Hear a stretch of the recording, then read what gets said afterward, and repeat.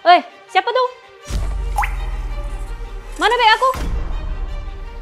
Bos Winnie, beg awak saya tak ambil. Apa? Kau cakap sekali lagi. Kau tak ambil? Saya betul-betul tak ambil beg bos. Bos Ivo, ada orang tampar saya. Siapa? Bos Winnie yang datang bincang kerjasama hari ni, beg dia hilang. Dia cakap saya yang ambil. Saya dah explain dekat dia, tapi dia tak nak dengar. Lepas tu tampar saya. Syarikat awak ni bermasalah ke? Beg saya yang beribu dah hilang. Macam mana syarikat awak di-disturb?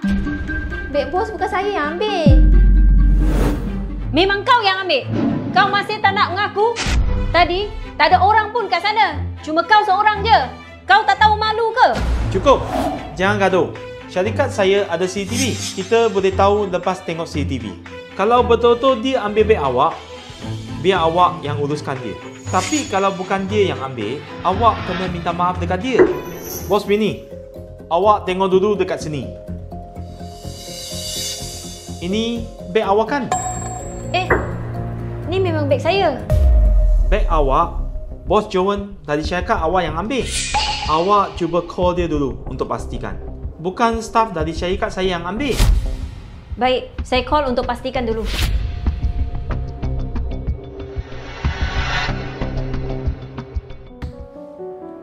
Hello? Bos Joan, beg saya awak dah ambil? Kenapa awak tak bagi tahu saya? Awak tengok, saya dah buat malu dekat syarikat Bos Ivo. Okeylah, kalau macam tu.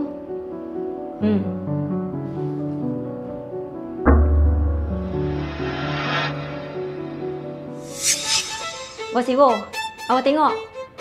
Hal macam ni pun boleh jadi. Beg saya dah jumpa. Saya pun tak naklah buang masa. Saya pergi dulu ya. Tunggu kejap. Kenapa Bos Ivo? Ada apa-apa lagi ke? Bos Winnie, masalah awak dah selesai. Tapi masalah awak tanpa staf saya belum selesai. Saya nak awak minta maaf dekat staf saya sekarang. Dia layak ke? Bos Ivo, awak tahu tak saya siapa? Tujuan saya datang sini untuk bincang pasal projek besar. Nak minta maaf dekat dia? Apa pangkat dia? Lagipun, Bos Ivo, awak tahu tak? Saya yang bagi duit dekat syarikat awak. Minta maaf? Kenapa saya kena minta maaf dekat kuli macam dia?